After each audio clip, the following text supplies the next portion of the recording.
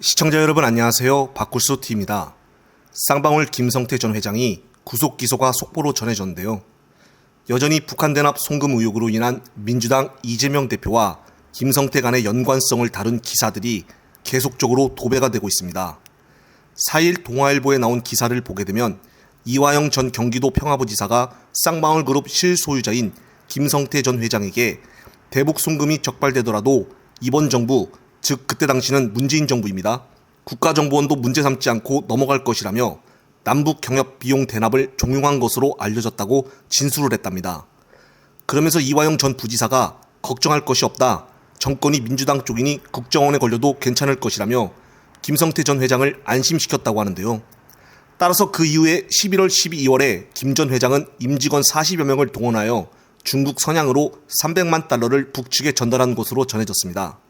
하지만 이 기사를 자세히 보게 되면 이화영 전 부지사가 김성태한테 이야기를 한 것을 김성태가 조사받을 시에 검찰에게 진술한 것으로 순전히 김성태 진술만 갖고 기사화가 된 것인데요. 이화영 측도 이 내용을 물어봐서 진위 여부를 따져봐야 합니다. 며칠 전 김성태는 이화영 전 부지사가 전화통화를 연결시켜 주어 이재명 대표와 통화를 했었다라고 진술했었으나 이화영 전 부지사는 옥중 편지를 써서 부인에게 당시 상황을 알렸는데 편지 내용을 보면은 그런 적이 전혀 없다고 말을 했습니다.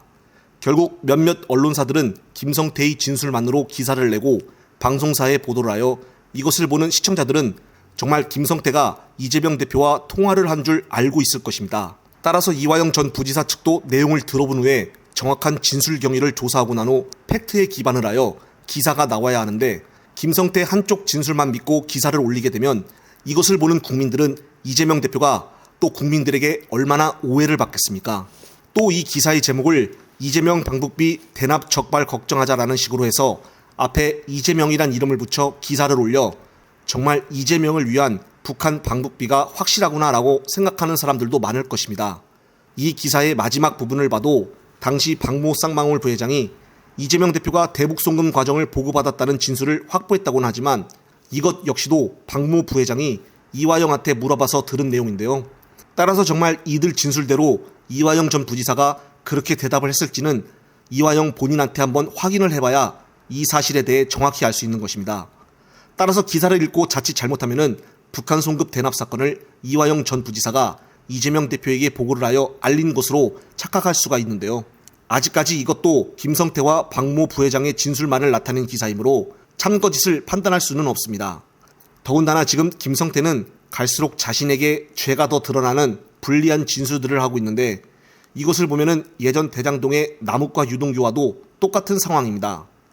왜 자신에게 불리한 진술을 서슴없이 이렇게나 많이 이야기를 할까요? 상식적으로도 도저히 이해가 되지 않는데요.